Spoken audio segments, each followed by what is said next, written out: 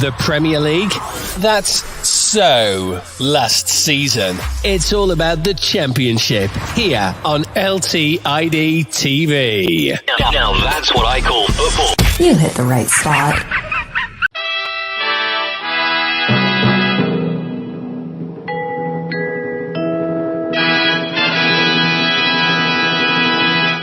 You are watching Leicester Till I Die TV.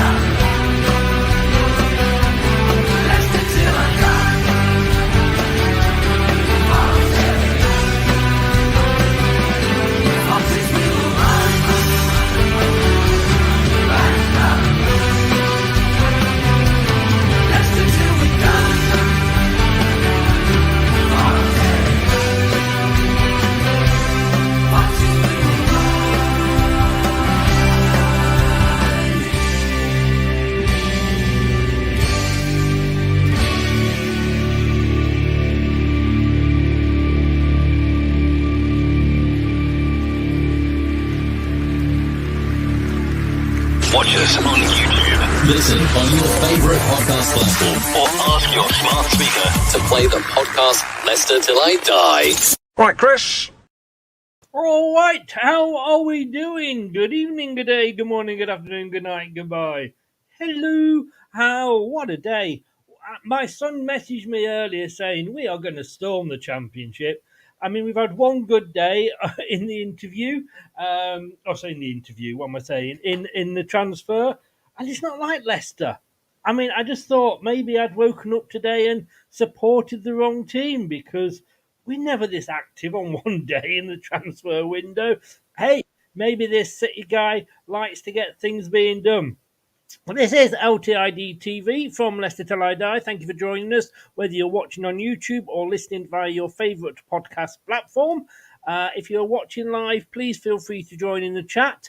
But obviously, as we always say, keep it respectful and keep it clean. Or if you're watching on Chat Up, why not add your comments in below? Who do you want to see come to Leicester? Who do you want to see go out? Let us know. It's the way things are going. We're going to have a five-a-side team come next August, but we'll see. We'll see. We live in hope. You can also follow us on all of our social media channels, which you can see down there. Most of them are under LTID TV. Some of them are, though, still under Leicester Till I Die because I can't change it. And if you fancy joining us, £1.99 makes you a member. And we are about 5 members of being able to do member-only shows, which will be starting next season. So once the season kicks off, there will be sort of regular, probably once a month, shows just for members only. And you get discounts on merch, and you get little emojis and Uncle Tom Cobley and all. But we are talking transfers today. We're also talking, let's see who's in the chat that's talking. Mike is in. Good evening, Mike. How are you? It's going to be a great stream as always. Look, I've told you, stop. I can't afford you. I can't afford to pay you, mate, so stop being so nice. But as he says there, please drop a like, share, and subscribe. I did read that before, Mike. Good luck with the interview, mate. Hope it does go well. Terry says, come on, Leicester lads, have your say. Indeed. Nate is in all the way from the good old US of A. Evening, Nate. He's saying good luck to Mike. Blue Fox is in. Hi. Thunder is in. Good evening, sir. Connor Cody is a good deal. Excellent. Baby squad back for Coventry. Wow. You never know, Highfields. You never know. I can't believe Tottenham just signed Maddison, the bastards. Do you know what, though? Anthony, as an Arsenal fan, I think the last player you actually signed from us officially was Alan Smith. I can't think of anybody. I'm sure somebody will remind me if there was somebody after that. Now, I know that you, as fans, have posted up lots of pics of all our players in Arsenal shirts, but I think the last one you actually bought was, I think it was Alan Smith. Obviously, Photoshop is something that Arsenal fans just get off on doing. all sat there with the little odds on doing the Photoshop. Oh, that's another Leicester player in an Arsenal shirt. Yeah, it's never going to happen. Never going to happen. Blue Fox, Winks and Cody are pretty much done. Yep, that's what we're going to be talking about. I think he's back. I think he is back training, sir. Smiggs does his in. Good evening, sir. I wonder if we sign Winks, will they give him the number 40? Who knows? Sorry, I've just got that. Andrew, that I was so slow there. In fact, I think that I should have been on the 40 Winks. But let's just say maybe we could live without the wisecracks. Yes, maybe we should do. No, I was very slow with that one. I remember seeing photos of who name me a Leicester player that we haven't seen photos shops of in Arsenal shirts of. Here's one for the oldies. Bill Cody, Buffalo Bill. Yeah, Terry, you're right. Oldies. Blue Fox. What will happen with Albrighton? And on what will happen with Albrighton on and Coffin Chris? Yeah, let me get back to you on that one. So look, we've got a couple of guests in. We've got we've got a Leicester fan. Let's bring him in. I feel I was about on the verge of having withdrawal symptoms, so I hadn't seen him for so long. Bradders, welcome back. You have been down in deepest, darkest Leicester. Yeah, I had to venture over there just for some self-pity, I guess, for our season. And I'm now back in weirdly sunny Manchester. So, yeah, it's good to be back, he says optimistically. And of course, I mean, there's 3 people in, 3 guests in. There's only ever going to be one that came in third, wasn't there? Where's he gone? There he is. Oh, okay. He came in third, and I was expecting him to come in second. Gary's third fan. At least he just understood the reference. Yeah. A bit like me with the 40 Winks. You know what? Yeah. I'd love that to happen. You know, that is never, ever going to get old, that third in a 2-horse race. I am sorry. But look, welcome along, mate. Huge Spurs fan. We've seen you cry over recent seasons. Probably feeling a little bit happy today. Your link is in the description below, but just tell everybody where they can find you. Yeah, so I'm on a lot of socials, but my YouTube is Hasper TV. I stream once or twice a week. Mostly Tottenham talk. Unfortunately, Leicester fans. It's not a Leicester channel. And also, if you want to see me moaning about Levy, well, not recently, but go follow me at Hasper92. So, yeah. Not a problem. Well, like I say, the link is in below. It is a great channel, guys. Go and check it out. Brad, I mean, I read somewhere that the Maddison deal was going to be rushed through because Levy had got involved to speed things up. And somebody said to me, but when has there been a Tottenham transfer when he hasn't been involved?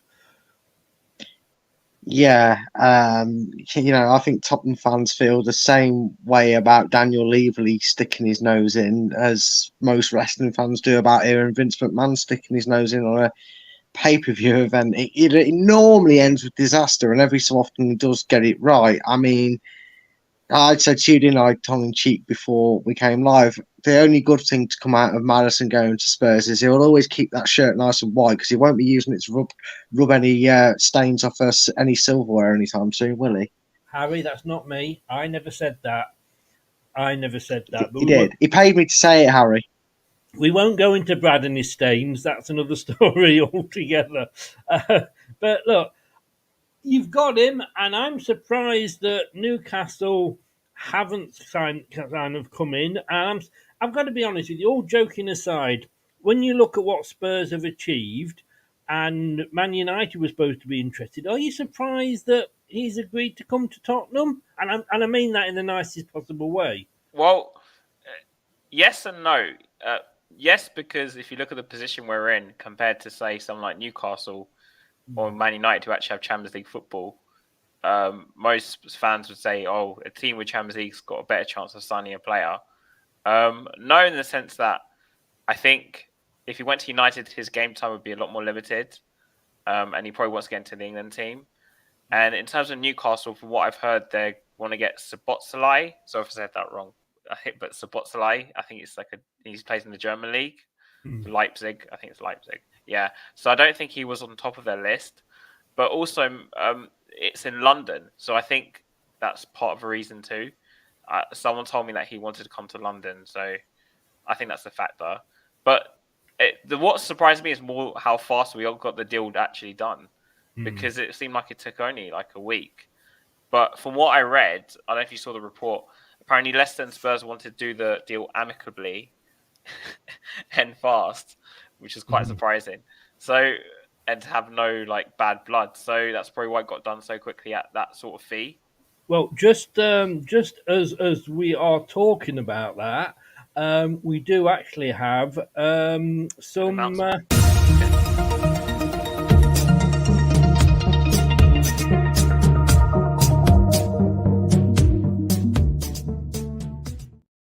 Because it has just all gone through. Maddison has finally, not finally, because it's not been that long, as you just said, but he has signed. Hopefully, let's see if this will work, if we'll be able to play his... Here we go.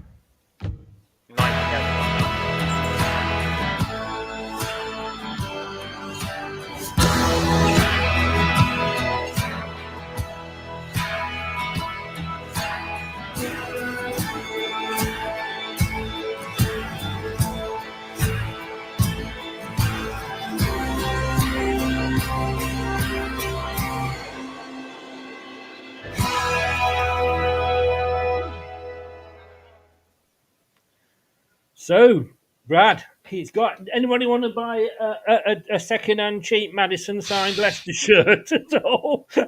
No, but after watching that cringy video, I want a bucket to throw up in. There's no way he threw. I can tell you for a fact, there's no way he threw that in the bullseye either. That was a crap edit into the ball. So, but yeah. We knew he was going, and I've got to say, and in fairness to Spurs, I'm glad that it's just been done so quickly, Brad. Yeah, well, the one thing we all said at the fallout at the end of last season, and well, even before the season ended, and we weren't sure what division we were playing in, we was like, no matter what happens, we cannot have ourselves another Yuri Tillemans. And look, he's one of them players that I think if you said to me, where would you rather him go? Somewhere crappy like Manchester United, or somewhere where he's got no fear of keep winning silverware, I'd tell him to Spurs every day of the week for 40 million. I mean, 40 million for a player with 1 year of his deal. If you said to me, Chris, did he warrant that move off one season? No. The last season he was an absolute ghost. So to get 40 million for him and to get a wish order midfielder coming in is not a bad bark of the deal. So look, I wish him all the best because I think Leicester will forever be etched in his head. He's obviously got some marks. Conveniently, Spurs didn't show them tattoos that he's got of Leicester memories on there for some reason. I don't know why. So he's not going to leave with any malice, is he? That's probably the good things we can take from the deal. I'm surprised that they're letting go for 40 though, because I was reading you guys wanted like 60 million for him. The thing is, though, you're not going to get that in the Championship, though. We tried that with Yuri. And I think you've also got to remember that if we said we want to sell him for 40, Levy would have come in and said, I'll give you 25. That's true. That's actually true. So if we, and somebody said this the other day, like, well, we're going to get 60 for him. We're asking 60. Well, I said, yeah, well, what we ask and what we get. And let's be honest with you. And we do know that whoever gets relegated, their players do get sold. Look, we bought Harry Maguire from Hull. He's not so much as Brad just said. His value went down when we went down, so to speak. Not the complete opposite to a prostitute, of course. But, sorry, I couldn't resist that. Don't want to blow it up though. But look, you've got also, didn't have a good season last season. I mean, you must be happy you got him for 40. I'm happy we've sold him for 40. Yeah, I mean, like I said, I expected us to pay like 50, 60 million for him, but at the same time, I'm just hoping we get the Maddison that I want. Not like you know how Tottenham is. So we sign a player and he'd do really well in another club. We joined Spurs. It's something he doesn't know how to play football. So I'm just praying we get the Maddison, like the playmaker Maddison that we've wanted for so long to replace Ericsson. So yeah, But I think they will, Brad, won't they? Because he is a good player. He was probably certainly. I don't know if he was the player of the season last season, but he was certainly sort of in the top 3 or 4. Mind you, there wasn't an awful lot to choose from, was there? But I mean, we know he's got the ability there, and he was just in a team that was absolutely performing shite. Yeah, he was, because he's not like certain players, you're telling us, that went missing for 18 to 20 months and didn't look interested in a game of football. He always looked frustrated when he wasn't playing, whether that was because of injury or the bell end. You just hope as a Tottenham fan, I can imagine that they're hoping that it doesn't take Big Ange 3 months to get sacked with no wins in 3 months, and then you have to get Brendan Rodgers in, who's a beautiful human being and will guide Spurs to all sorts of things, because we know he was your first choice, really. But no, he should do well. I mean, it's not like you've gone and spent 50 million on a Brazilian to score 1 goal in the League Cup and take his shirt off. But, you know, it's not like you've ever wasted money before on a transfer. It's not like you've ever got big money for a player and then spent it on names like Soldado and Pavlyuchenko. Yeah, Maddison should do all right. You should get your money's worth out of him. Depends how he's managed in a way, because that's what did him for us last season, how he was managed. So he wasn't playing in that number 10 role like he had been for pretty much all his time at Leicester, no matter who was in charge. It was very strange. So yeah, you play him there. You won't. I mean, they won't have Harry Kane there, so he's going by Munich. That'll happen. So it depends who he gets up as who he's supplying that will show what Maddison can do. Because that was the thing, wasn't it, Chris? Maddison, even when he wasn't getting assists, he was supplying the likes of Daka and whoever in front of him the ball. They just weren't finding the net. So as long as your Harry Kane replacement is of a decent quality, you should get the best out of Maddison. And he will get you goals as well, you know. And I mean, okay, there's a lot of comments in the chat about, you know, he's not going to win anything at Tottenham and what have you. Whatever we joke about with Tottenham, you're still sort of what is now a top 7 club, in fairness, with Newcastle coming along. I know Newcastle didn't want to go in for him because they just bought Tonelli, is it, for 60-odd million? Tonali, and they are actually worried about financial fair play, Manchester City. But I heard about that. Yeah, they're worried about FFP. But fair enough. You know what I mean? That's what got us into a bit of trouble this season. But do you see him fitting in? Do you see him being a starter? I think he walks into the team straight away, and I'm hoping. I have to admit, Andrew wasn't definitely not my first choice for a manager, but from what I've read of him, he plays a 4-3-3, and I imagine he might use him as the second 8 because his 2 8s apparently push really high up. It's almost plays sort of 10s in a sense, and Spurs are also looking for number 6/8. I read just before I came on. Sammy Mockbell reported that. So they're trying to fix the midfield, and obviously Bentancur's out till next year. I don't think we'll see Bentancur till January, if I'm being honest. And he was based our only progressive midfielder in the team last season, and we badly need one. And we obviously, like I said, we lacked a playmaker since Ericsson's gone. So I think he walks into the team, even a 4-3-3. I think he'll play straight away. And I forgot my question now. I was looking at the chat. Will he be a starter? Yeah, like I said, yeah, I think so. Bad. We had to sell him, didn't we? And were we not? I think we were better off selling him now for 40 million rather than trying to drag it on and drag it on and drag it on. And you end up with the Fofana situation where we're selling him at the last minute. And can I just say, sorry, Andreas Act 25, for God's sake, stop spamming. You're getting on my nerves now. leave it at least a minute before reposting. We get what you're saying. Don't go on and on and on about it. In fact, I'll tell you what I'm going to do. He's pissed me off that much. I'm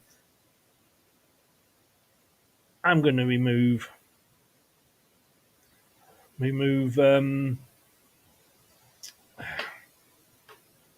whatever it was. It wasn't Twitter, wasn't Facebook, wasn't YouTube, whatever the other one was. The purple one. But yeah, Brad, we were better off getting what we can for him now, weren't we?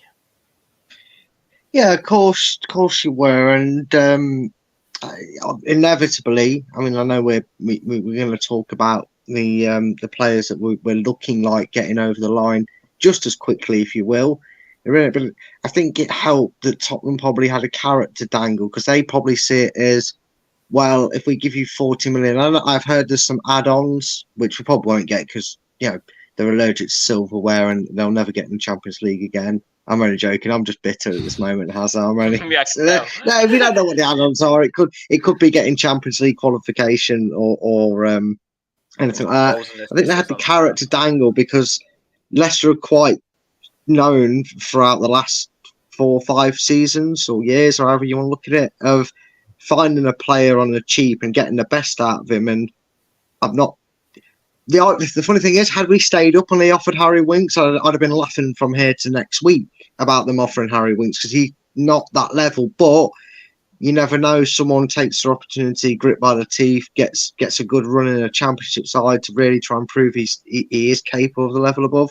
I think that maybe helped Levy with his deal, because he only feels like, I'm paying 30 million for Maddison because I'm going to get 10 million of them back with Winks going. So that's how that bold-headed assassin will look at it. So it probably helped both of them get the deal across easier. I believe even Levy offered to pay for the posters and packaging for Winks, but again, cheap replacement. He comes to Leicester. If he has a storm of the season, and he's one of our best players and gets us back up into the Premier League, you're going to look at him and say that Maddison deal, all in all, is incredible business for Leicester. LCFC believe it says Norwich will get money. Yes, they will. They get 15%. They get something off it, don't they? Yeah. And also Coventry get some money as well. They get, I think it is 15% as well. But shouldn't they get the 15% off what Norwich get? Yeah, it's a knock-on effect. So say if Norwich get 3 million or whatever it is, I don't do percentage of maths, but then they have a deal that kind of could tail through. So Norwich have to pay 15% of what they earn from the deal to Coventry. Yeah. So we'll give them £2.50 and a Twix. Yeah. Harry, look, like you say, one way, one the other. Why they just didn't include it as part of the deal, God knows. I don't know. But there's reasons, I guess. There's reasons. Harry Wicks, you didn't have him last season. Obviously, he was over at Sampdoria. And I'm guessing, therefore, you're not sorry to see him go. Not really. The thing with Harry Winks, and this is like a pattern with English midfielders that come from Spurs Academy, is they all seem to be quite similar. So even going back through to from Ryan Mason, Tom Carroll, players like that, and then obviously Winks was the successor to them. Yeah. And at the beginning, he started off really well. He was exciting. Everyone was like, "This guy's going to be really good."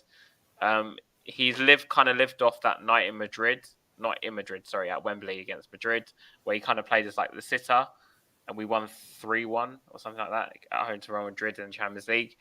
And everyone, like with Jack Wilshere, everyone says, "Oh, what that one game where he was really, really good."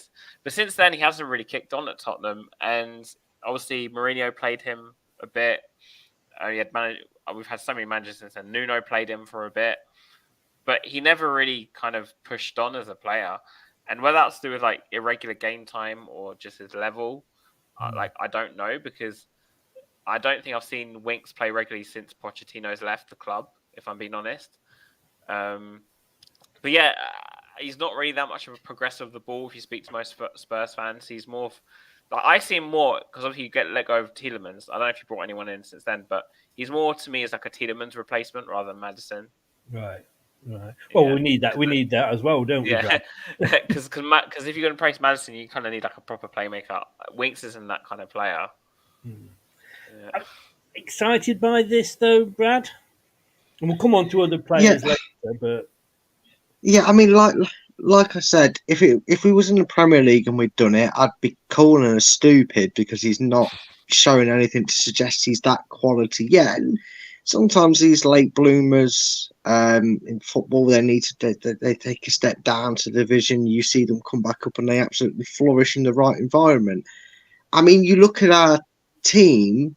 And we obviously still don't know who's going to be around. There's a billion rumours, and we've got no players, and we've got 42 players because we're selling everybody, but bringing in a million signings, as does every club at every transfer window. But you look at our squad and who's left, you would look at the fact that we do have a gap in that midfield because you've got Samare who could probably push up there. But if you're going to play three, you've only got Samare and at the moment Dewsbury Hall available for that role. So it's probably one we needed prioritised because, again, the flourish of the Kelechi rumours have sort of gone away from Forest. That they haven't perked back up. So far, your strike force is looking relatively strong. I know we'll probably talk about it. You'll probably question me about it. Harvey Barnes, I don't see being there, but for the time being, he still is. And then the back line's pretty much seeming to get strengthened. Obviously, with the rumour that we're going to talk about afterwards and after this, but it's probably the only area we need to really make sure we've got a bulk of numbers in and getting one through the door early. Like I said, if we'd have tried to include him in the deal, it may have dragged it out for a few weeks because I think Levy would have been going, well, you want Harry Winks in the deal, we'll only give you 30 or 28 million, and it made it complicated. It's probably easier to do them separate, so Leicester got the best, and they got the best value for Winks as well.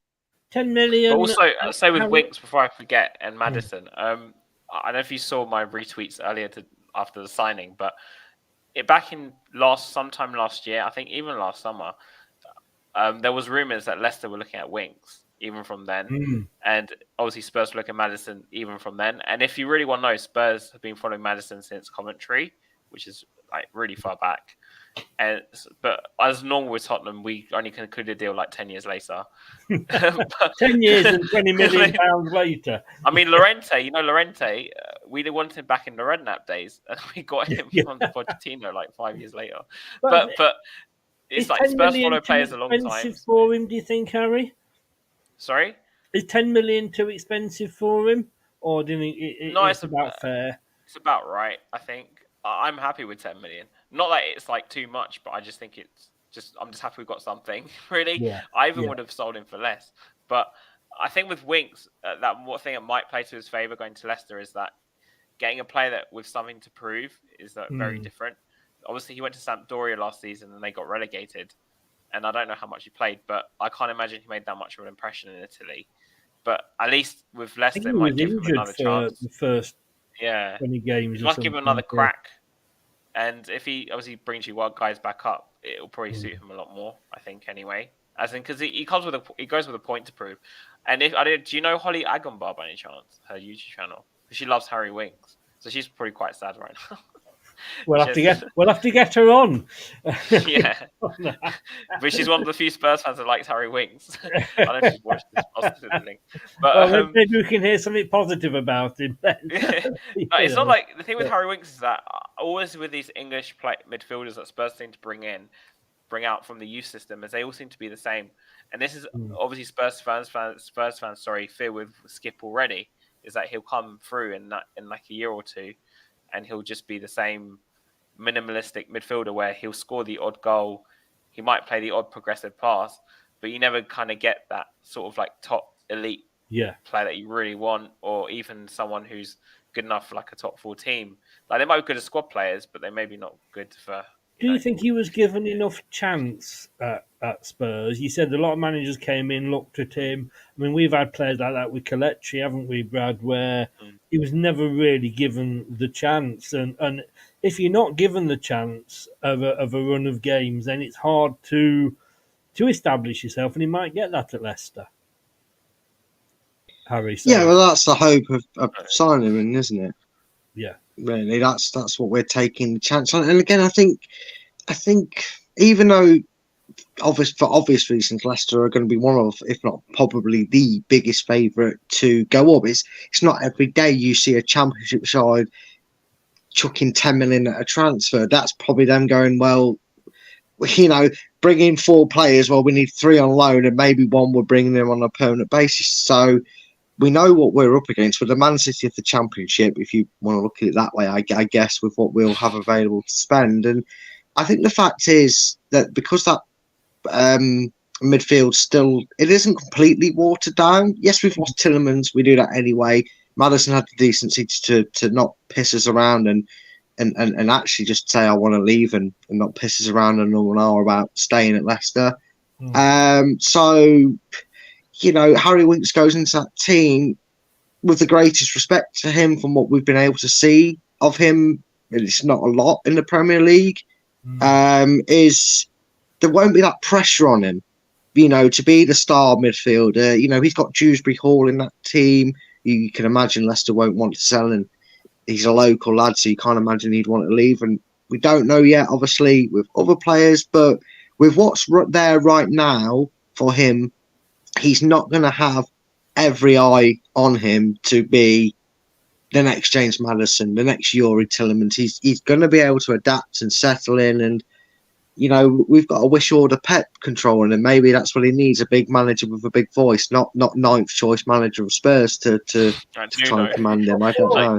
Yeah. Don't turn around, Harry. That knife will definitely go in your back.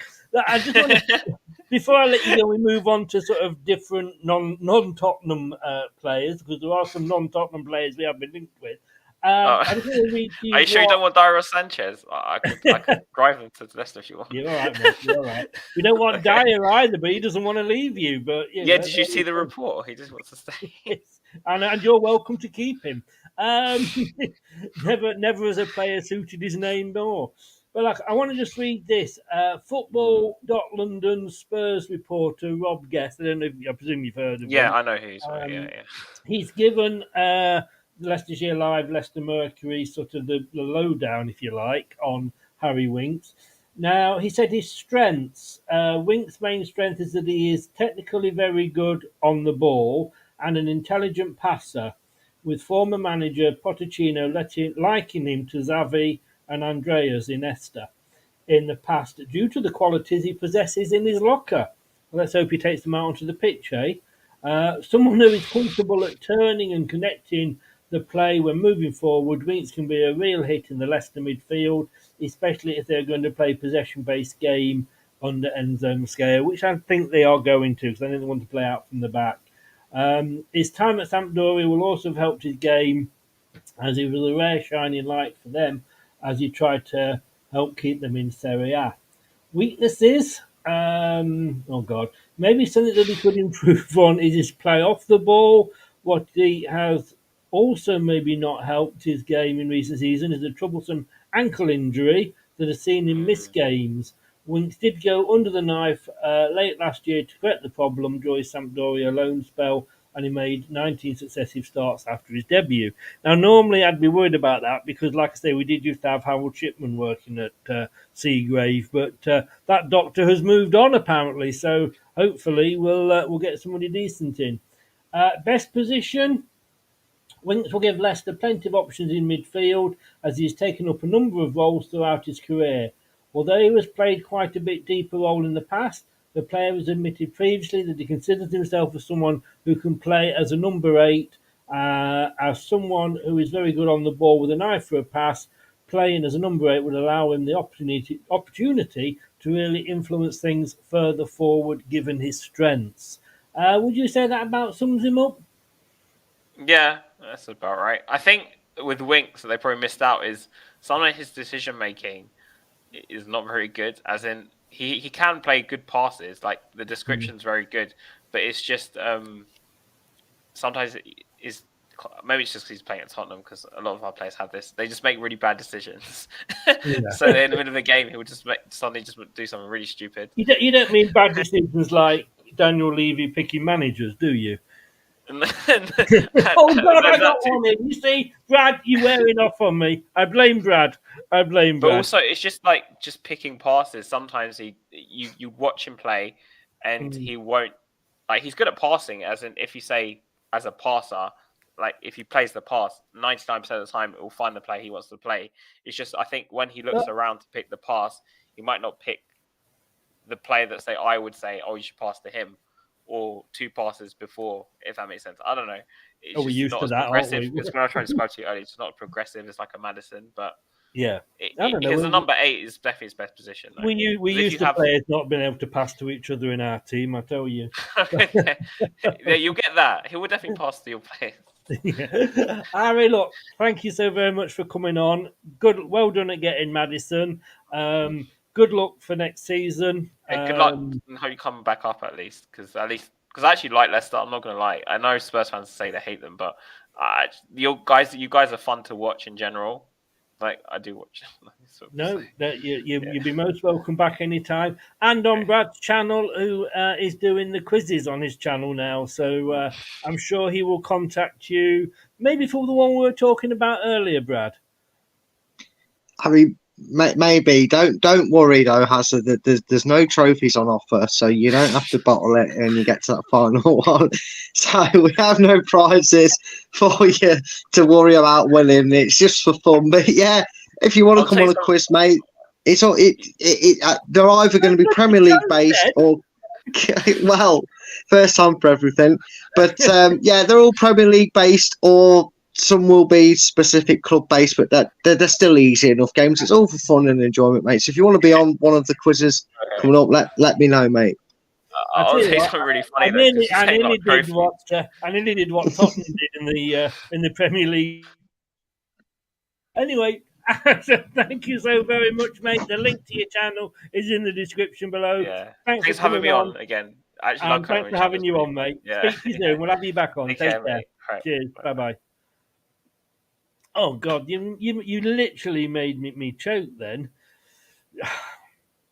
What do you think about that description? I mean, I'm excited by the signing, if I'm honest with you, and I think it's great that we're making these signings early on. Yeah, it's good. Again, value for the player that's leaving is right near the mark I'm expecting. I mean, there's not many a Championship player I can think of that have seen themselves being sold for 40 million. So it's up there with good deals. And again, the price you bring him in for, there's no weight of expectation on him. There's, it's a good price to pay for him. If he's still been in the Premier League, do you think would have been asked to pay more for him? Well, of course you would if you get Premier League tax. Daniel, this deal would drag on if it's a Premier League versus Premier League club. It would have been us holding out for 60 million because we can, and then Daniel Levy would have gone, well, suddenly I think Harry Winks is worth 25 million, and then he'd have got a punch in the throat for being so stupid. Well, we're not, thankfully, and like I said, I've never known a day like this for almost signings, because this one looks like it's going to go through. No, it doesn't. Why hasn't that updated? Connor Cody. Talk about Connor Cody. That'd be a good signing, wouldn't it? I can't believe that Wolves are still letting him go. Yeah, it's a great signing. And from the reports I've heard on Sky Sports, he's very keen on the move because he wants to get himself back into a team that's going to play first team, give him first team football. As you know, my dad's a Wolves fan. We were talking about it when I mentioned it. I said, the rumours come up apparently after Connor Cody, and he went, that's ridiculous, because he was fuming that they sent him out on loan, because at the start of the season, I think they only had one fit centre back, and Everton obviously came in for him and offered to loan him, and they let him go. My dad rates him very highly. So there's a lot of people, the other 3 Wolves fans, I guess, when I say a lot of people, but they were saying they were really keen for him to be in the team next season. They rate him highly. And again, another deal that looks like it's going to be a very cheap steal for Leicester. You wonder if we'd get him in the Premiership. I think he's one we'd have gone for in the Premier League. Regardless, I don't think we'd get him for as cheap. But an absolute brilliant buy. An England international, nonetheless, may I just say. I know. So, I want to say what has really happened to his career, because he was doing well, was he not, at Wolves? and then suddenly he was out of favour. And I don't mean just out of favour. Well, maybe not as out of favour as Soyuncu was with Rodgers, but you know, it's just for me 8.5 million. It's a no-brainer. Yeah, and this is one where if you ask me which one of these deals are you more eager to get over the line, I would say I would want the first one to be. You would assume it's going to be Harry Winks that gets announced first, but I would like them to be as close as possible in an announcement because I'm just waiting for somebody to chuck Wolves 15, 20 million for it because he must have had something similar to Soyuncu where the manager's just he's rubbed the manager up the wrong way or something because you don't go from making England starts to being a team of one of the players of the season as a defender, having a very good time in the England camp when he played and then suddenly getting frozen out to the point where he was almost hounded out the club out on loan by the manager. It's very strange. But I'm not going to complain, mate. If you said to me Leicester were paying more for him than Harry Winks, I'd have said we've still got a great deal. The fact that we're going to potentially, we have to say potentially because we all know things can go south on a transfer. But if you said to me now, Brad, we've just signed Harry Winks for 10 million and Connor Cody for 8.5 million, I'd be calling our backroom staff geniuses for getting that deal done for 8.5 million for Connor Cody. Totally. I'm just looking. Everton on loan. He only made 24 appearances for them. Yeah, I'm not sure when he went on loan straight away, and I'm not sure if the manager before. He went on the 8th of August on a season-long loan with an option to buy. Yeah, in the 2-1 Villa. Yeah, I know maybe there was a time when in between the transition period of the managers where he may have been dropped out of favour because obviously they're desperate to try and change their fortunes around, and maybe Sean Dyche during his starting period was kind of tinkering. He had a few just reading it here that when Sean Dyche took over, his main back two were Keane and Tarkowski, who of course were both ex-Burnley players. Yeah, which probably didn't do him any favours because it's a bit strange. I don't like it when managers do that, but I get it. I suppose that's why Neil Lennon ended up playing for Celtic at any point in his life because of Martin O'Neill being there. But yeah, I mean, I don't understand why they would though. Everton, I don't understand why. I mean, maybe it's Sean Dyche. He's got his three bum buddies there from Burnley days, hasn't he? Tarkowski, Keane, and what's the one? Dwight McNeil. Yeah. So it doesn't surprise me that he's maybe said, well, if I'm going to be third choice centre back, I'd rather drop down a division to someone who's going to want me. And it's going to be interesting to see how we're going to play this season then, because you would assume, again, we don't know anything, but you would assume that our two acquisitions from last season, Sutar and FaZe, would be the eyes for the starting lineup. So it's going to be interesting to see. But again, another one that's got something to prove. I heard he comes with a little bit of an injury record. I don't think it's anything too drastic. I think it's like he just picks up niggles. But I suppose they spent £600 million in debt. They haven't got the money. That makes sense. He's age 30, so he's not a spring chicken. However, he's got that experience. I mean,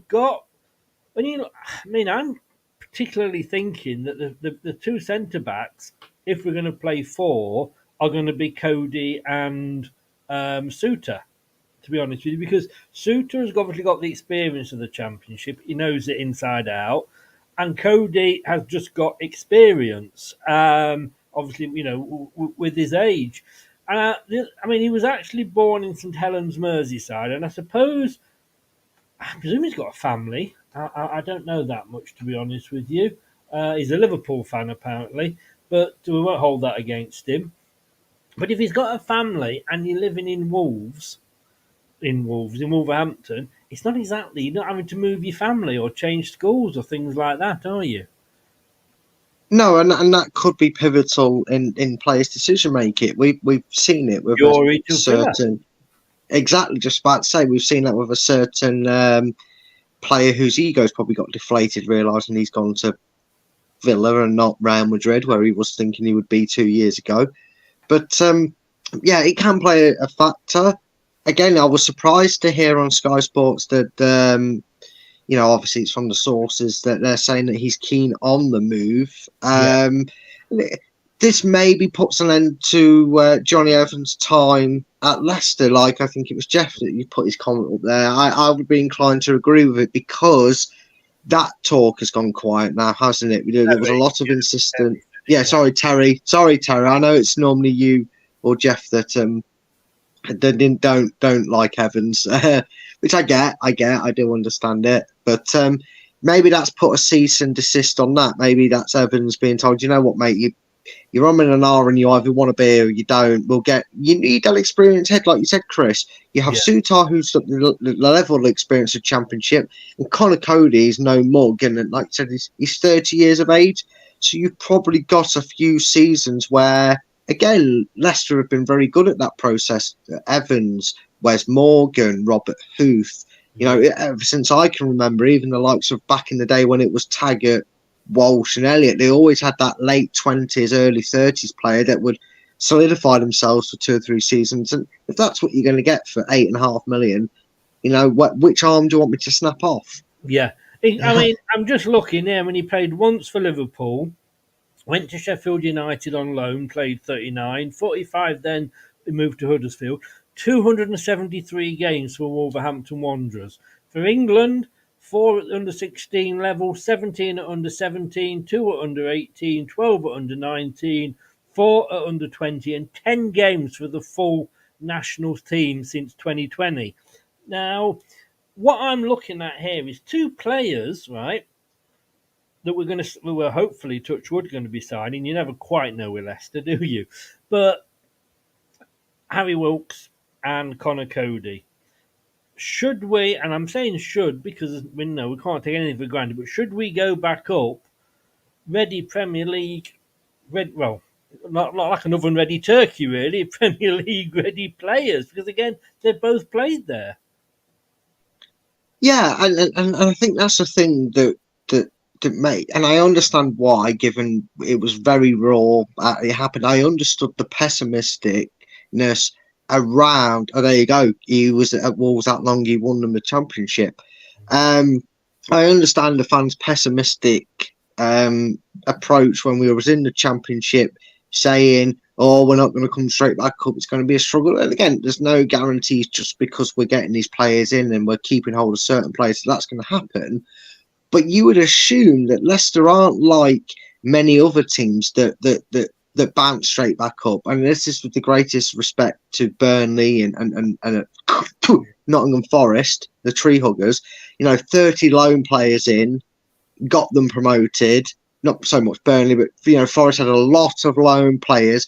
And I think you ask any of their fans, there was probably maybe out of them 30, there was probably 3 or 4 that you think they have a chance to be good in the Premiership. The rest have done their job. We can discard them. We need to clear them out. The Championship level, we can't take the risk. We've got to do it. Whereas Leicester, and again, I know I said it a bit tongue-in-cheek, but we really are the Man City of the Championship with the amount of money we can splash around. You're talking 2 transfers combined. Even the best of sides in that division that have a fairly financial backing would struggle to spend that money throughout the window. So you would look at it and go, Leicester aren't just building to try and get themselves back up and then say thanks for the memories, see you later, like we've seen before. Like you said, Chris, they're almost cooking to get themselves back up there. Because the players may not want to move on. I mean, when we went down to League One, we got a lot of loan players in. Not many, apart from Lloyd Dyer being the obvious one, but not many that actually made it back into the Championship with us. But I want to quote Pointer Sisters to you, because I'm so excited, and I just can't hide it. So excited that I have put this top on in honour of Connor Cody joining us from Wolves, can I just say? But it is actually a Leicester top. I mean, 18.5 million for the likes of Wicks and Co. I mean, Mike says there, 8.5 million bloody steal. It so is. And I am worried, like you said, Brad, that somebody's just going to nip in and go, oh, yeah, we'll give you 12. But he's, like you said, though, he is keen on coming to Leicester. Yeah, and again, sometimes, again, we've got two very good, compelling statements that it's location, location, location. And I'm not talking about the holiday show.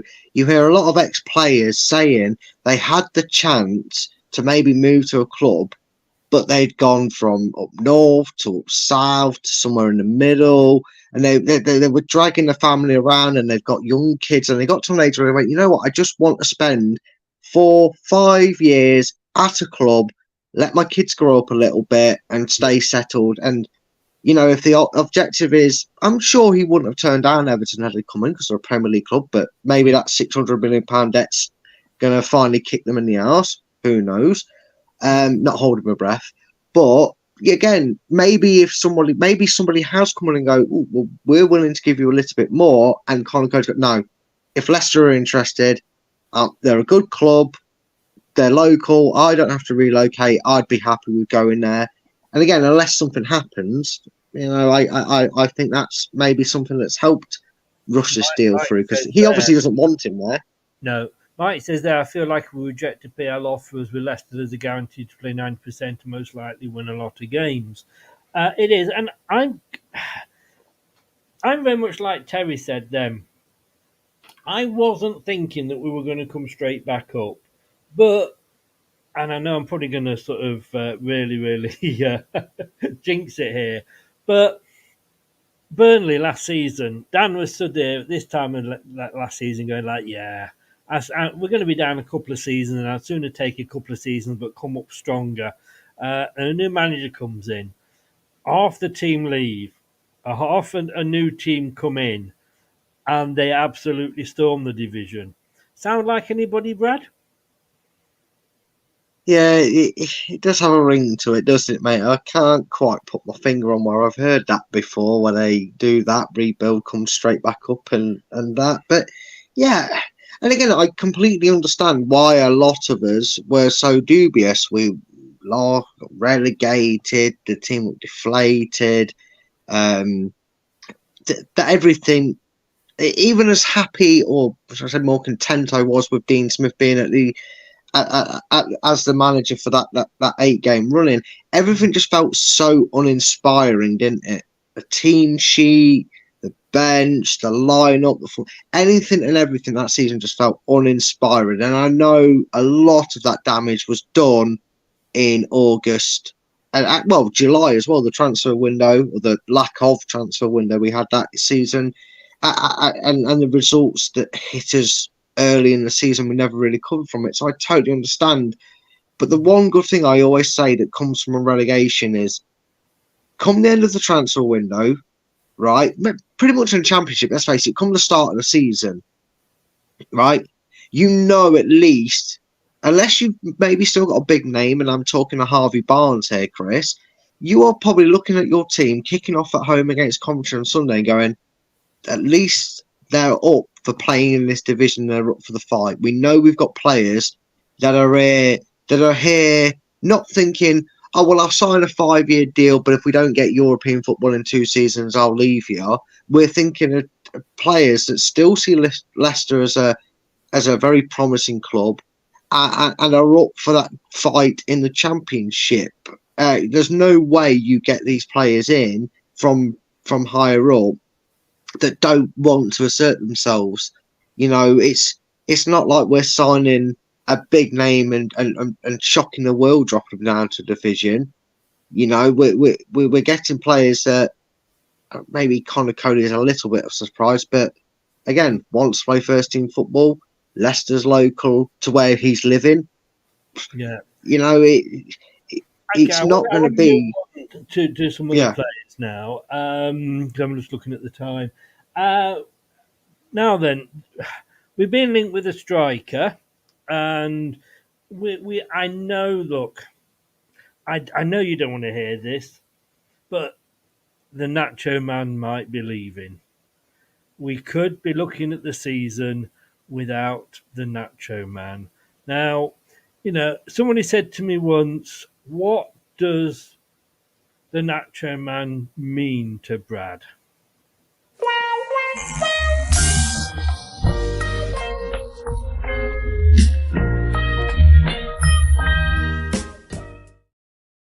I mean, I think that about sums it up, doesn't it? Yeah, you're pretty much spot on. I don't want him to go, Chris. Well, But I say that because you were down training the other week and you were filmed with him.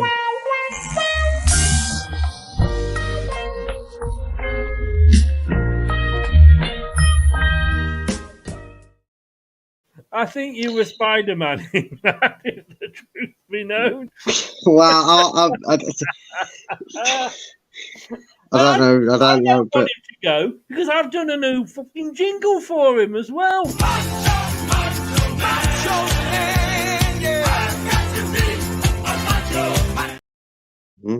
I mean, that is, for ages. Oh, him and Daka going to Roma. But let me talk to you about Nathan Apuku. Do you remember him? no. Is he the guy that we sent to our sister club after we got him from American? We signed him from an American college club and we sent him over to OH Leuven. And of course, technically, he's on our books. So, just to say about him here, signed him in the January transfer window, immediately loaning him out to sister club, like you say, OH Leuven.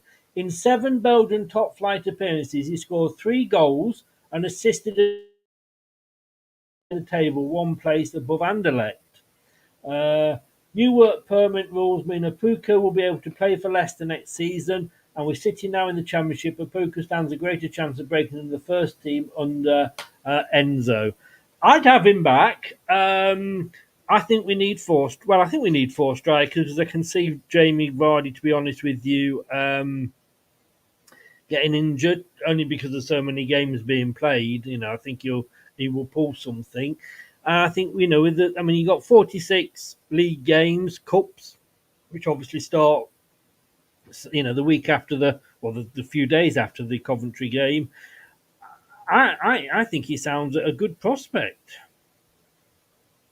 3 goals in 7 games. If you're struggling to get into a league in Belgium, it doesn't ring great promise through. I'm a little bit disappointed in it because I know adapting to the English game isn't the easiest, but you're playing the same sport. It's not like it's completely different. Talking Belgian top league, it's probably slightly less than the champ. I mean, the Championship is probably the 6th best league in Europe. You got the Premier League, you got the Spanish, Italian, German, and French, and then the Championship is sort of deemed to be the next one.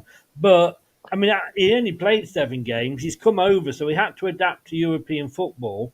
So to play 7 games and get 3 goals in that division, I would have him back and give him that time, because I don't think you can then suddenly bring him back the next season and go, right, go in and score us the goals, especially if we get promoted.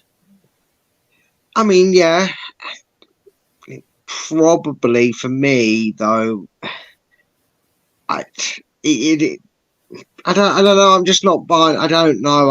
I would rather look elsewhere. Maybe because if you're going to bring him back, he's not going to be 3rd choice. He'll be 4th choice striker. He won't be. The only way he goes up the pecking order is if we sell Daka. Please don't sell Iheanacho. I'd rather you sell Daka than Iheanacho. I like them both, but please don't let my footballing man crush go and play in that scummy red shirt. You can forget it. I'll have to file for divorce if that happened. But he's not going. He doesn't inspire as a signing that I think.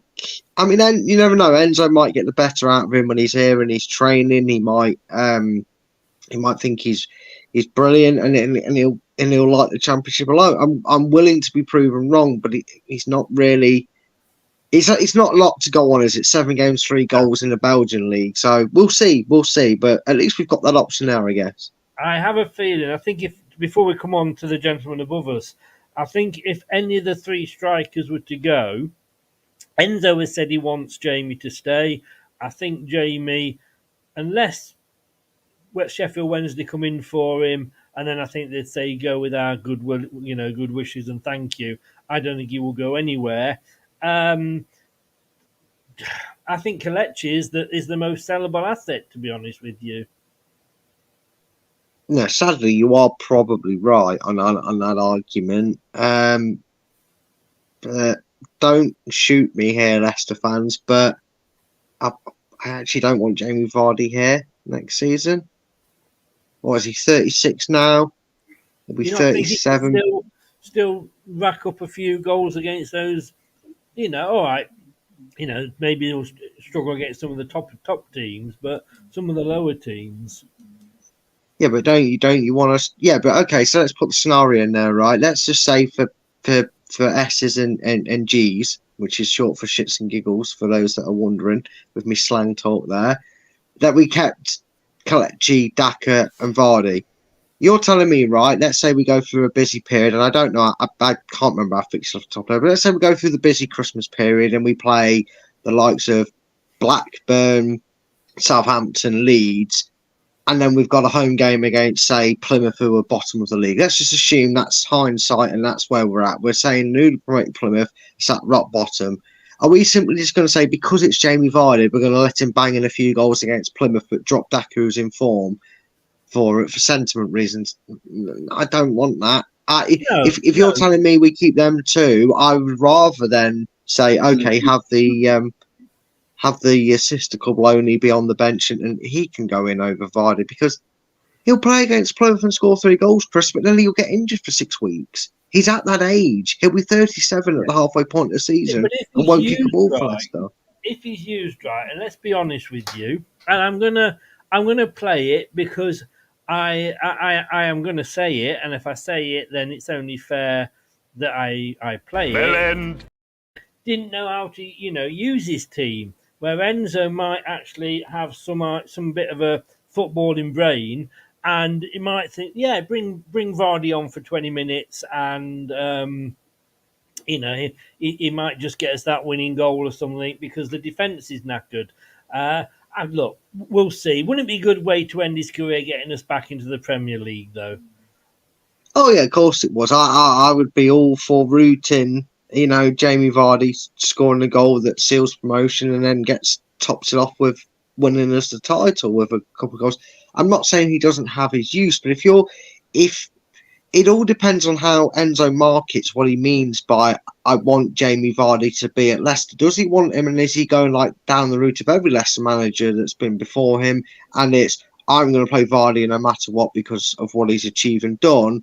Or is he saying to Jamie Vardy, I want you here for exactly the way you said it, Chris. You're not going to play every week. In fact, you might not play for a couple of weeks, but I'm going to be putting you on in games to either try and turn the tide or to rest players. Because if you do it that way, because would a striker want to join us if he thinks, oh, great, I'm going to join the queue behind Daka and Iheanacho? We've also got to think, and we've said this before, are we letting too many experienced players who are a voice in the dressing room go? And for the sake of 1 year left on his contract, does he not provide that? I suppose he does in that sense. And then you'd look at Connor Cody if he comes in and think, well, there's a voice in the dressing room. You've still got voices in that dressing. You are. He doesn't know Leicester, though, does he, Connor Cody? Well, no, he doesn't. But if he's got a command about him, and I believe he's been given the captaincy ban before, so he knows how to command the dressing room, and he's going to have younger, fresh faces coming in. Let's remember as well that let's not talk about the forgotten men here, but we have a depth in our squad to fill up as well. It's all well and good saying, oh, we need to replace Evans with his experience. We need to replace Tillemans and Maddison, but we also need to improve that crap we had in the depth. Dave will thank me for this. The likes of Amati, the likes of Perez, the likes of that number 23. Start knocking the hero that is our Daniel. Well, I know, but I just wanted to use him just to make Dave cheer up. The likes of the infamous number 23 lampposter is Yannick Vestergaard. We need to replace this dump of crap. and get these players in. So it's not, we're going to have a flux of players, Chris, that won't know this traditional Leicester way that we've been accustomed to with Evans, Yuri, Barnes. And I'm saying Barnes because I still think we'll sell him. And then players. That Leicester core has gone. We've got a new manager with a Pep Guardiola style to it. He may actually change that dynamic of what Leicester fans have become accustomed to. Will it be a good thing or a bad thing? Only time will tell. But every era comes to its end, Chris, and this is what fans can't do, right? And the first game of the season, we know it's a big one because it's Coventry. But what the fans can't do is they can't expect, before the bell end messed it up. We're gonna continue playing attacking, flowing football. We're gonna continue with Leicester. No, this might be a patient passing and silky football, Man City-esque Championship quality that we see. And you've got to be prepared to see a different Leicester and a different attitude in the dressing room. That family that we're talking about literally only has Jamie Vardy left. We don't have Drinkwater, we don't have Matty James, we don't have Morgan, we don't have Casper. So that there's a new Leicester family now taking over the role. It's like a new cast of your favourite TV show getting recasted. It happens. Talking about a new family, I've had his picture up there for a while. Joel Pirro. Leicester City have made a bid for him from Swansea. Mike says he doesn't think Swansea will let him go. 42 goals in 2 seasons, apparently. He scored 19 in the Championship last season, following from 24 in all competitions the previous. He's Dutch, he's 23 years old, and he's entering the final 12 months of his current contract at the Welsh outfit. We can offer him more than Swansea, I would have thought. As in the whole package, not just money. Yeah. I think the desirability of both clubs are on different wavelengths. Where both clubs are now. Swansea had that time in the Premier League, but since then they've really not established themselves as a threat to the promotion zones. He's 23, so I think this deal will depend on Kelechi. If Kelechi comes back to the training ground, works under Enzo, and Enzo sounds like he's brutally honest with his players, and he says, "Look, sign a 2-year deal or sign an extension or something. I want you as my main striker alongside whoever he says, or I want you as my main striker if he's going to keep one up front." And he might change his mind and say, "Well, I don't want to go to another club. Yeah, I'm happy to stay at Leicester and try and get us back." And if that happens, I don't think we buy another youngster because we obviously have Daka. If one of them was to go for whatever reason, then I think it's perfect. He's 23 years of age. He's got experience in this division.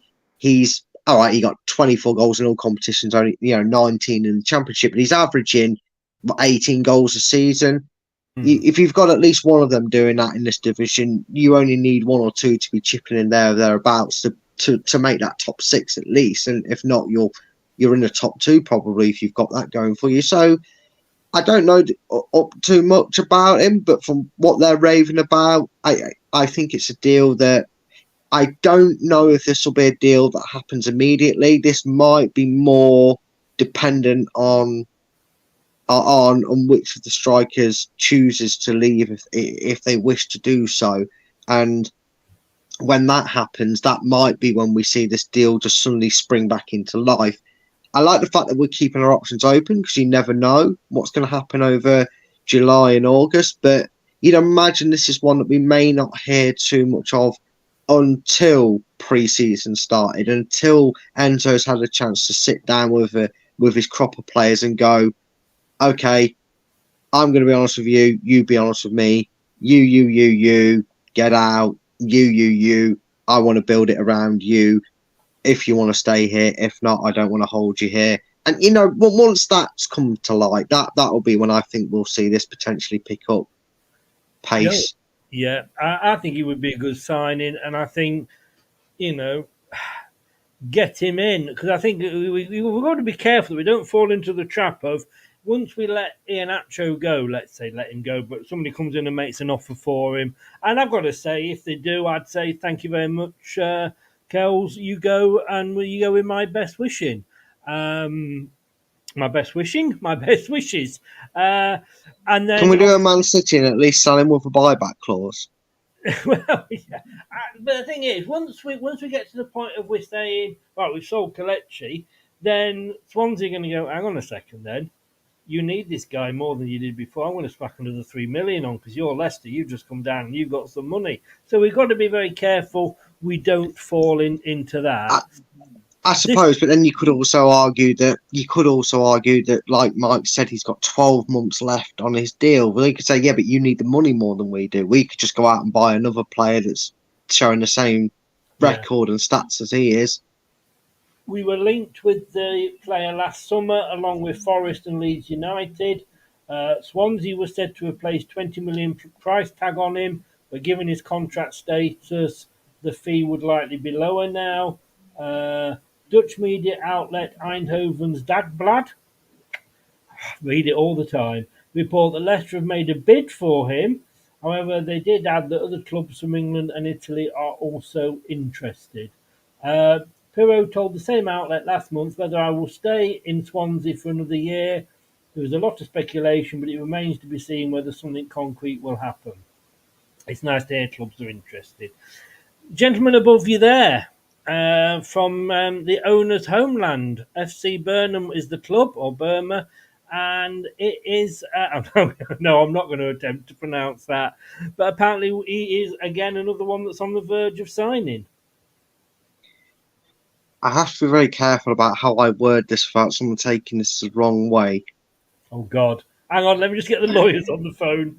Hang on a second. Hello?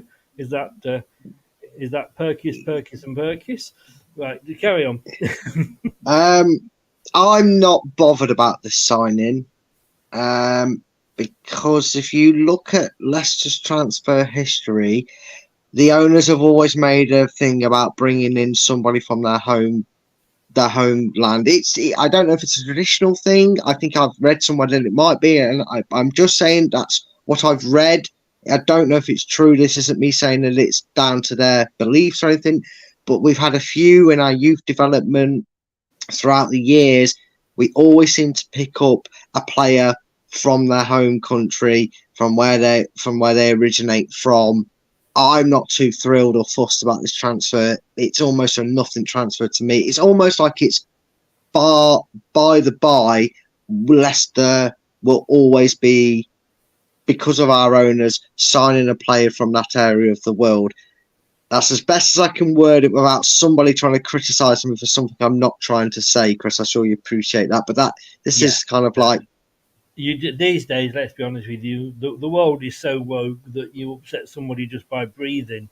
And if somebody comes into me and throws orange dust everywhere, at least it won't make any difference on the shirt I'm wearing.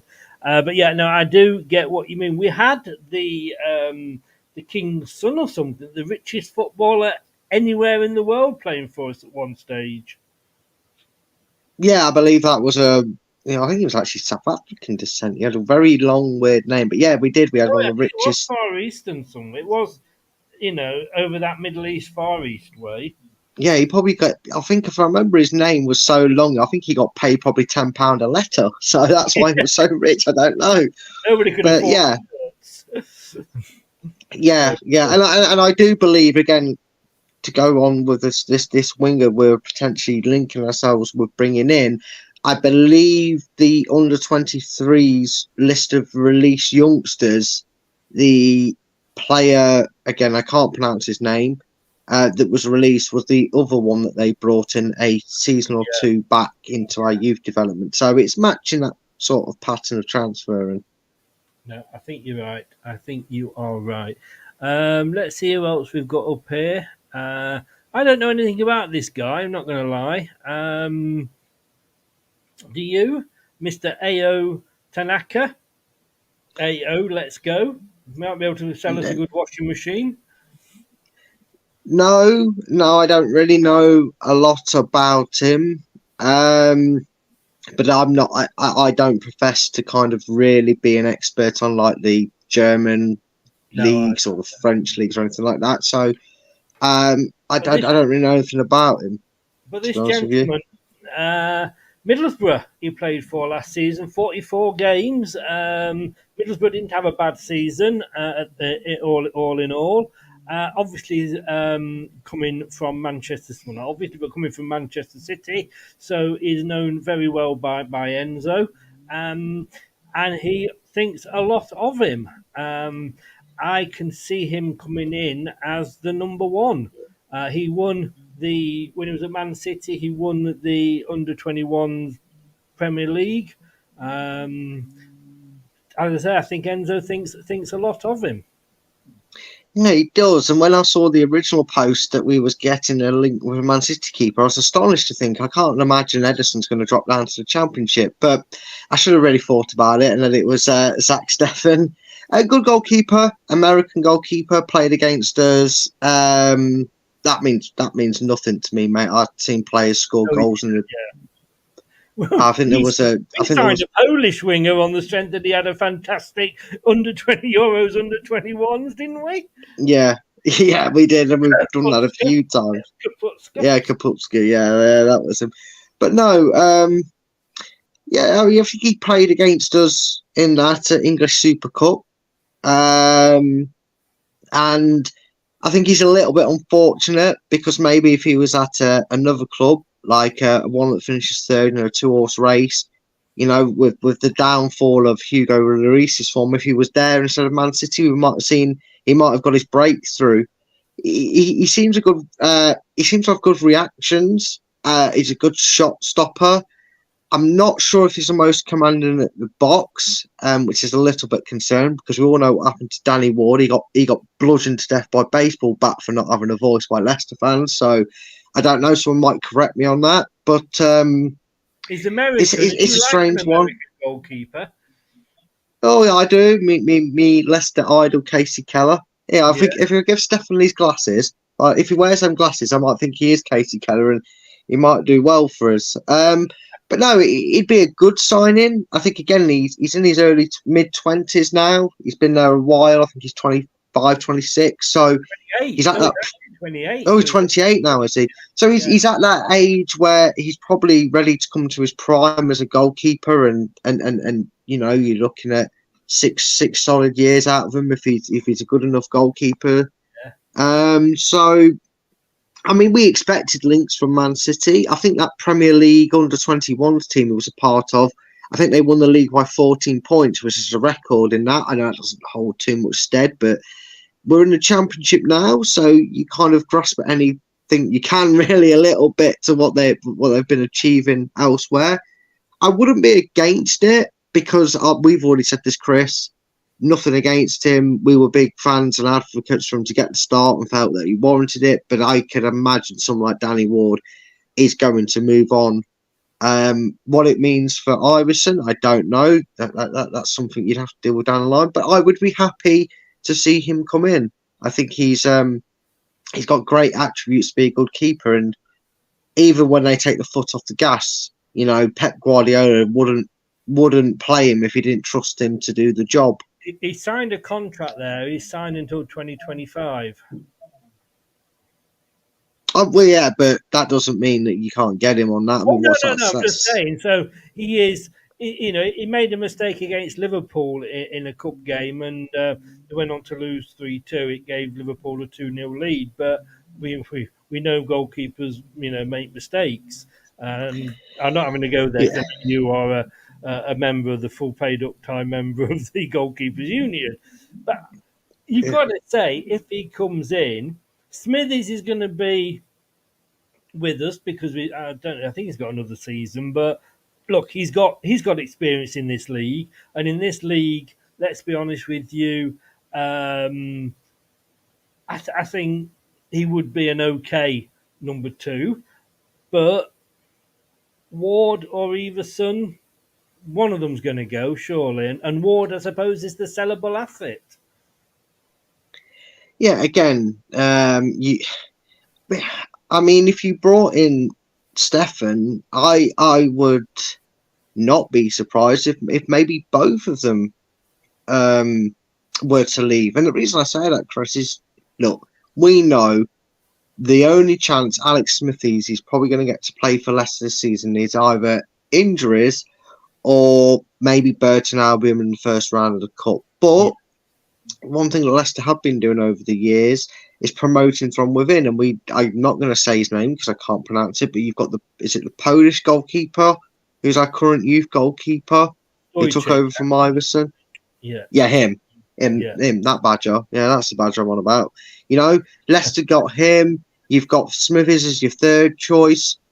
You don't really need an Iverson and a Ward if you're bringing in Steffen, because you can't imagine that we're bringing in Zach Steffen to be a number 2. He's 28, so Ward probably still, because he's an international for Wales, would get a club that would want him. And I think Iverson, who Preston were clambering after last season before the bell end, said obviously he needed him at Leicester, so he wasn't going to loan him out.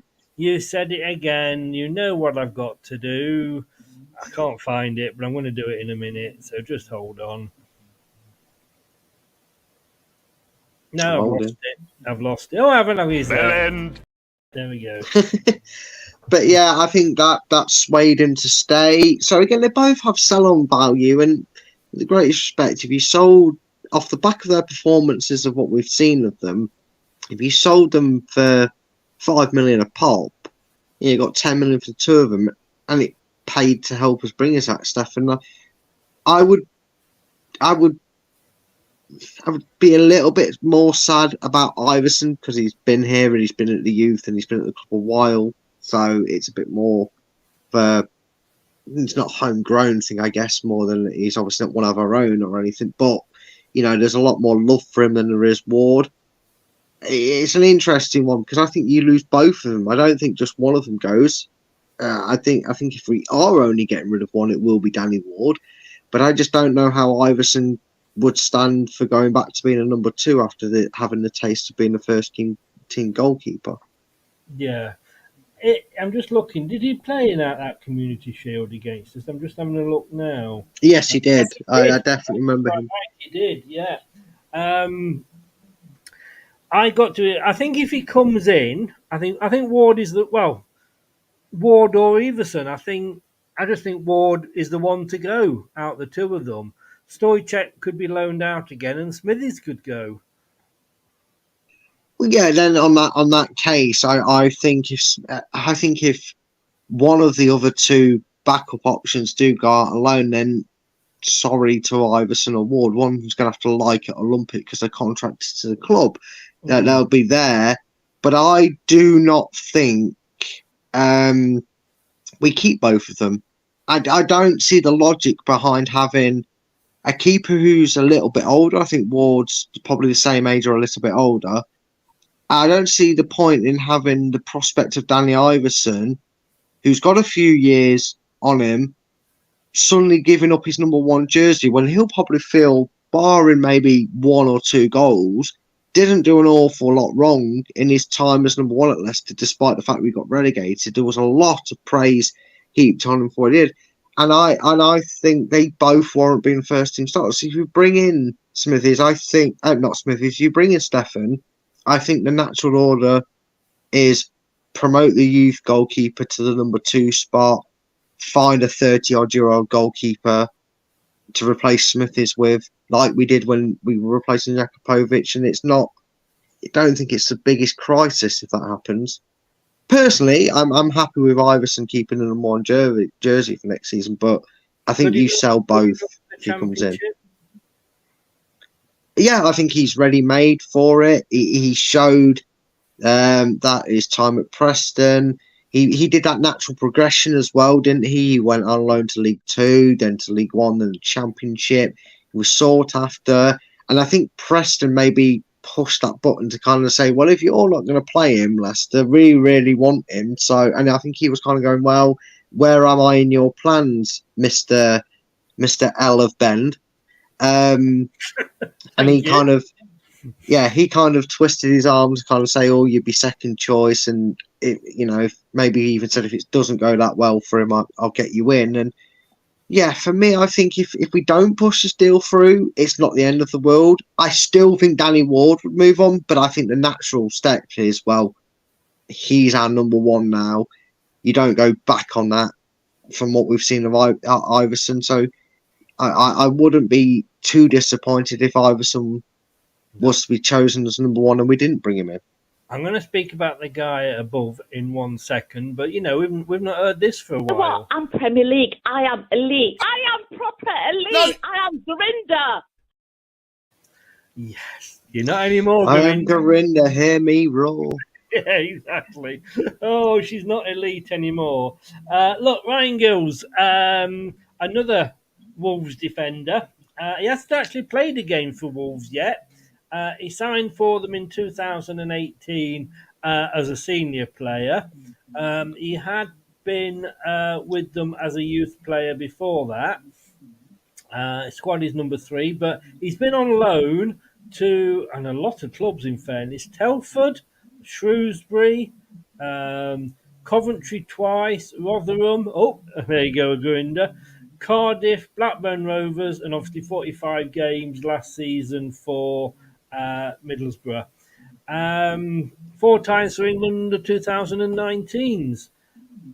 I mean, again, as covered, because I don't know if are we allowed a bigger squad than in the Premier League, but we're playing more games, so.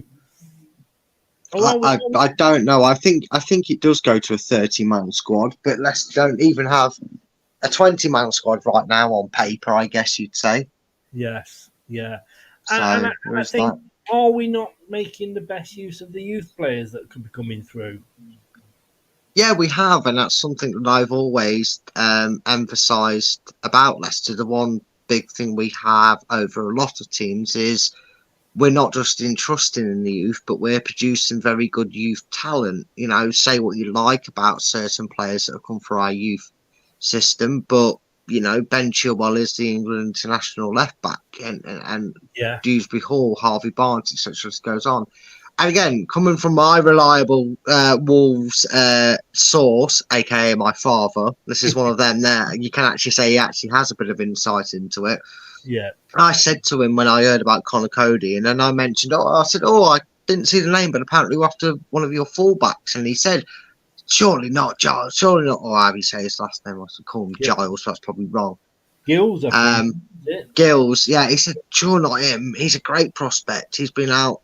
And I said, oh, has he been playing for you? He goes, no, he's not played for us, but he's gone lower league and he's worked his way up. He's been really good. Apparently, he looks really good. I'd be more surprised if he got him than Connor Cody, he was saying to me. So it's an interesting one. We still want ass up face. I mean, Castagne up face his ass. I mean, Timothy Castagne to leave. Would have to wait for that.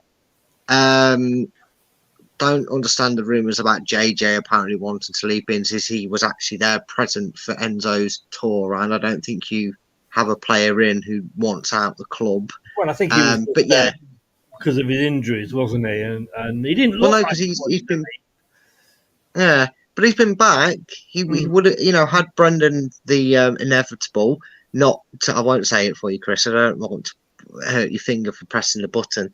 But the he who must not be named had have got this thing called common sense and gone, oh, JJ might make an earlier recovery. Let's chance our arm and put him on there instead of some bell. Oh, sorry, I said it. I didn't mean that. I meant the player, not the manager, so I can use this term correctly. That he's no good at football in our squad. I may just chance the arm that JJ comes back and helps us out for 6 or 7 games. Because he was training and fit, so I don't understand that was the only reason he didn't play for us, I feel. I do want to round this off now, so we've been going an hour and a half. But I've avoided this. I have left it till the end, but how can I best introduce this next player? I will look for you. I will find you. And I will kill you. I can say, Mr. Vestergaard. Now, I know I said his name. Boom! I love that. Boom! There we go. I didn't say his name. Excuse me.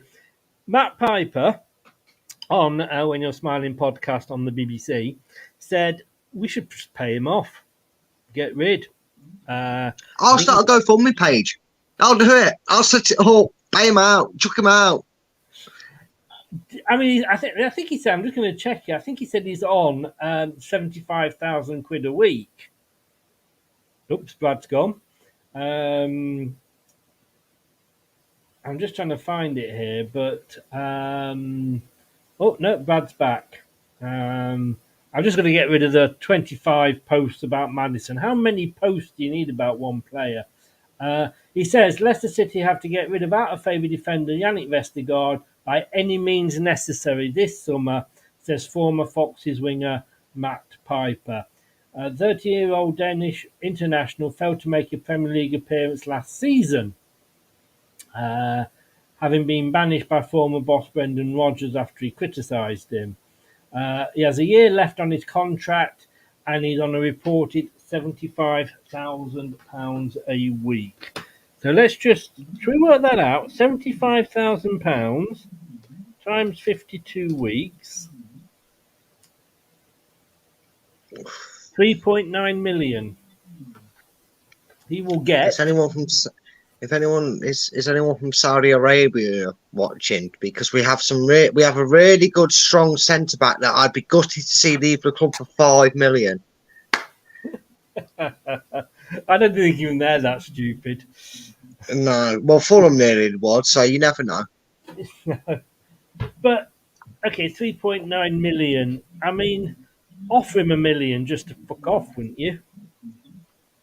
I'll offer him $1 million and a lifetime subscription to Disney Plus if it gets him to fuck off, mate. In fact, if someone said, really well, yeah, no, he's not worth that, mate. But no, if someone said to me, you have to pay him the full amount and take Perez back, welcome him back with open arms, Iose. All is forgiven. Come back to the club. Can use this lamppost. It's true, though. It's true. I don't know how a defender reminds me of being the defender version of Akinbaye, because he was so bad, it was unreal. I mean, when your striker misses the ball, at least it's not causing you any defensive worries. But when he missed the ball, it was like, oh, for fuck's sake. Do we not, though? You're going to hate me for saying this. Do we not, though, feel sorry for him? Because nope, not a jot. But he was brought to the club by a manager who wanted him, who'd been pursuing him for 2 seasons, and he wasn't even the sort of player that man wanted. We're talking about a guy who pursued Ryan Bennett for 8 years, and then went, oops, what a mistake I've made. Like, everybody told him not to do it, but he still did it. His backroom staff told him not to get Vestergaard, and he still did it. And at the end of the day, I don't know what planet that Jan Vestergaard was living on and still is living on if he thinks he's going to get into that Leicester side or thought he was ever getting into that Leicester side. No, but I've got to say, look, you know, I believe it or not, you'll find this hard to believe, but I have been headhunted in my professional career, and it feels good when you are headhunted. And, you know, he came after me once, then it didn't work out, and then he came back for me again, and I felt great. So I can understand how Vestergaard must have felt. And then he's offered all this money. Why should I? And I'll be honest with you, I do not blame him for not going in the January window at all. His wife was about to give birth, and you know, if I had to move to the other end of the country with my job, and my wife was pregnant, the first question I'd be saying is, "Well, who got you pregnant?" Second question would be, "I'm not. Oh, why do you want me to go now?" So I don't blame him for not going. I also don't blame him for sitting there and going, yeah, give me 75 grand a week. Thank you very much.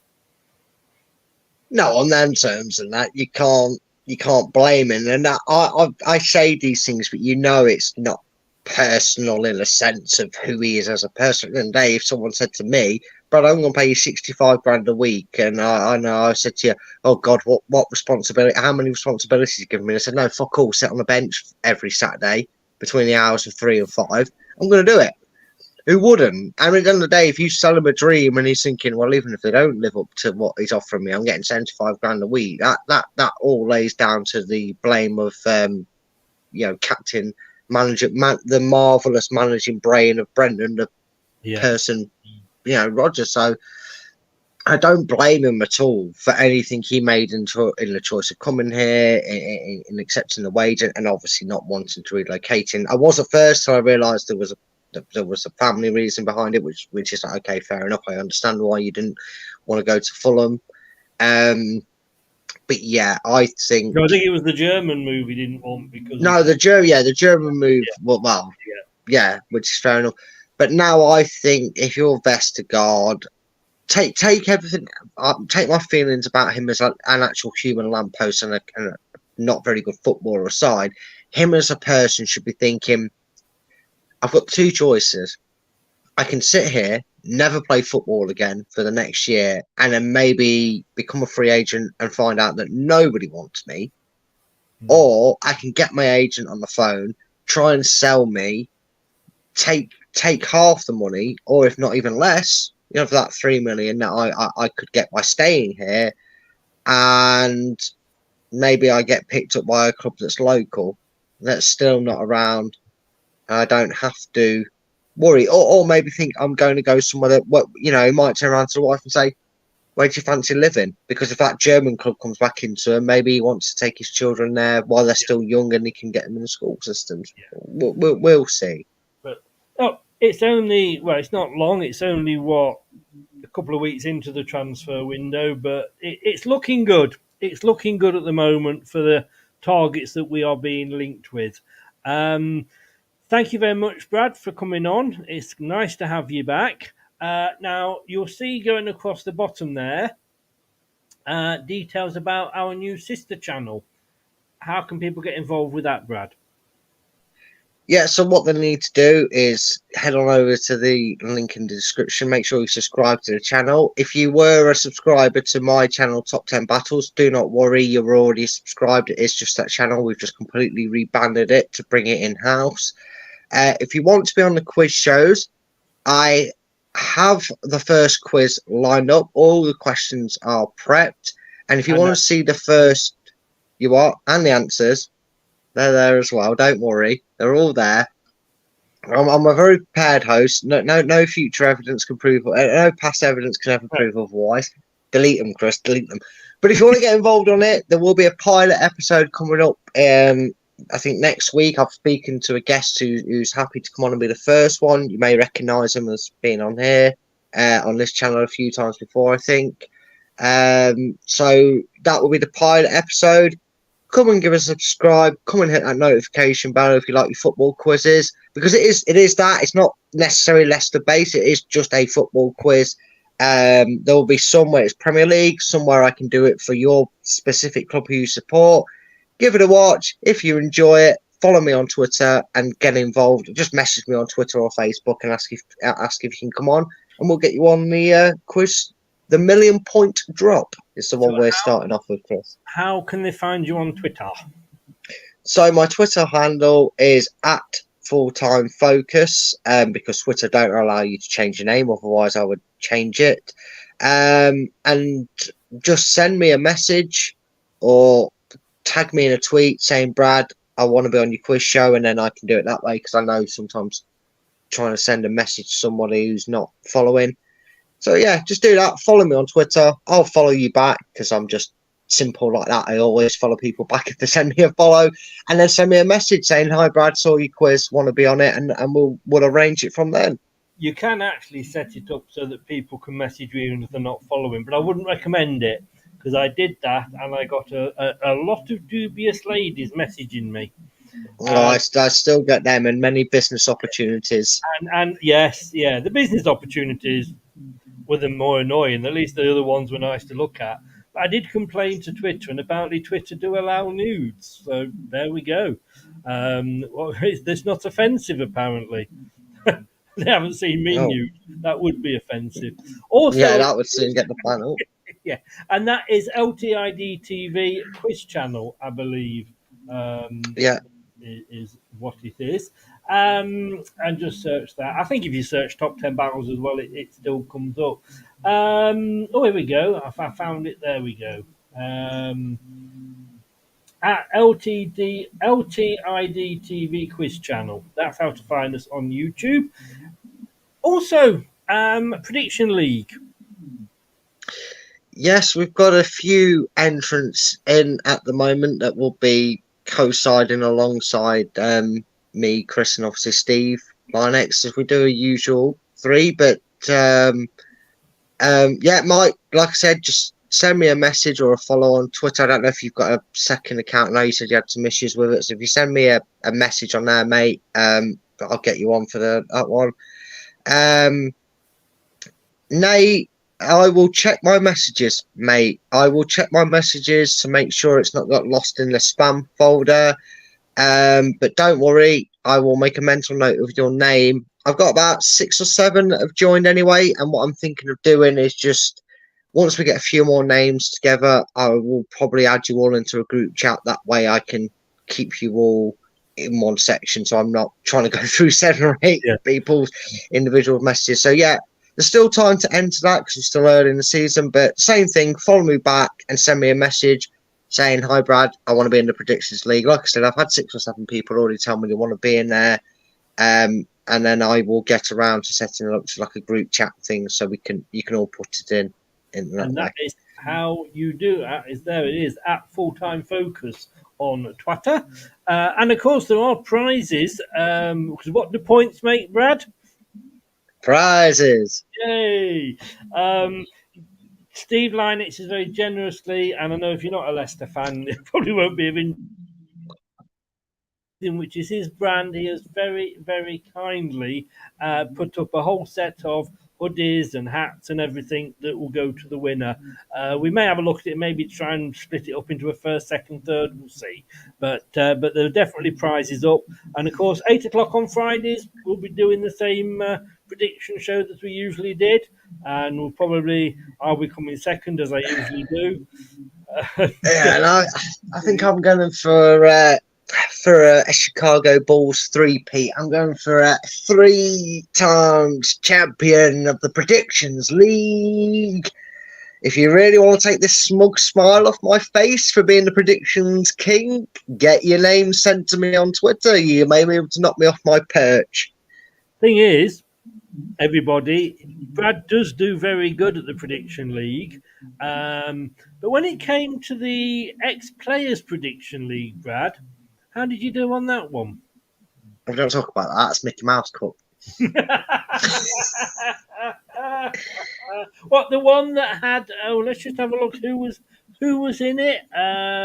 Steve Lynex, Ian Wilson, Steve Walsh, Jerry Taggart, Ian Marshall. Yeah, it was just a Mickey Mouse League, wasn't it? Who won that one? Oh yeah, I heard you fudge the numbers on that one as well, Chris, didn't you? Excuse me, fudge the numbers. I had to remind you on yours that you hadn't added someone to your own score. I don't know. Look, it's all for fun. That one is, but there are prizes in that one. Get following Brad. There will be a cut-off date so he can get it all set up. But follow him on Twitter at Full-Time Focus, and he will follow you back. Brad, thank you very much, sir. Nice to have you back. No worries, mate. It's been a pleasure. I'm back to business. From outer space, as they say. I'm now off to try and get the radio show Music Deck working again that I took an hour and a half of my time earlier to do and is not still working. So looking forward to that. I'll probably be up to about 2 in the morning. Brad, thanks very much, mate, and I will see you soon. See you soon, mate. Looking forward to it. Yes, thanks very much. And probably when we've got a signing, who knows? No doubt, mate. No doubt. Yeah. Cheers, buddy. Take care. Take care. Cheers to Brad there. At LTID TV, the quiz channel, all one word, at Full-Time Focus. Make sure you are following and subscribing. And, of course, also subscribe to this channel as well and become a member. Become a member for just $1.99 a month. The link below on the YouTube channel in the description. Click it and it tells you everything you need to know about what is included. And if you want to get involved in the member-only shows, you need to be a member. $1.99 a month. And thank you to everybody that is a member as well. Thanks to everybody that's been in the chat. Thanks to Harry earlier for coming on, the Spurs fan. I think he's probably got the better end of the deal, but, hey, Harry Winks, I'm happy with that. And Maddison's gone, and we're not hanging about, dragging it out. Thanks to Brad for coming on as well. Both those links, again, are in the description below on YouTube. And thank you, like I say, to the mods that were in, Terry, Mike. I think Doug was in earlier as well. Please do subscribe to the channel. It really does help us. We're trying to get to the 2K. I think we're about 30-something off at the moment. So let's try and get to the 2K before the season starts. And smash the likes, because that helps us with that, because it gets us seen on people's home pages that don't follow us. It brings us up on there. So that really does help. Click the notification bell and you will be able to tell when, or you will be notified when our next show is. Because, to be honest with you, I don't know. We've got one coming up with Steve Walsh. We've got a quiz one coming up, but I have no idea when they are. Can't be any more help than that. But like a BBC, they'll probably be on repeat anyway. This has been LTID TV. I have been Chris.